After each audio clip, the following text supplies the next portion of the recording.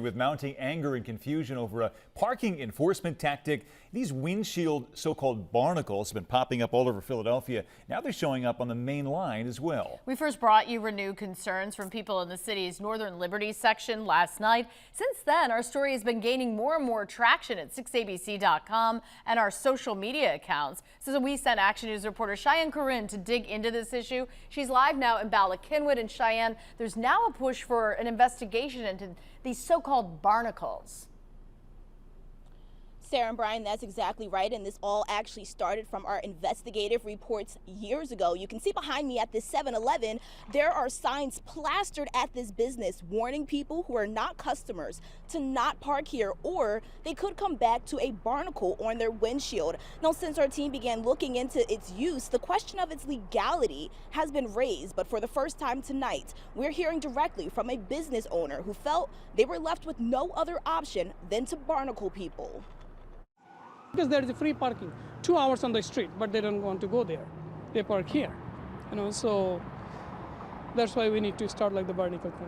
The owner of the 7-Eleven in Bala-Cynwyd shows Action News the lack of parking spots for his customers outside of his store on City Ave. Most of the people feel like that they don't care because they know that when you call the tow truck, they come like 30 to 40 minutes. Lower Merion officials are now considering regulating barnacles after receiving several complaints about the store's use of the yellow suction devices and the $100 or more fee to remove it. Why?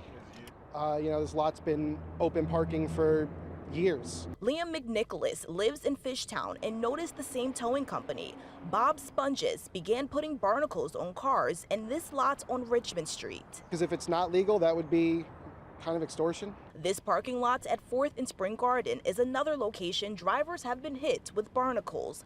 Action News has been investigating this for more than 2 years now, prompting officials to discuss banning barnacles. Right now, I don't believe they are legal, but we're waiting for our law department to verify that. And we're hoping to have legislation in place in the new year. But the attorney representing Bob Sponge's towing company says they aren't breaking any laws. They drafted a ordinance that is fine when you're dealing with only tow trucks, but this is not a tow. The police don't just get to decide that something is now illegal that is not covered in the law.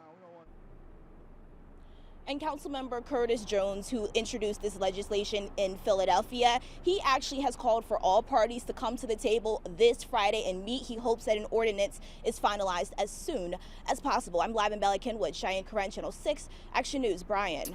Okay, Cheyenne, thank you.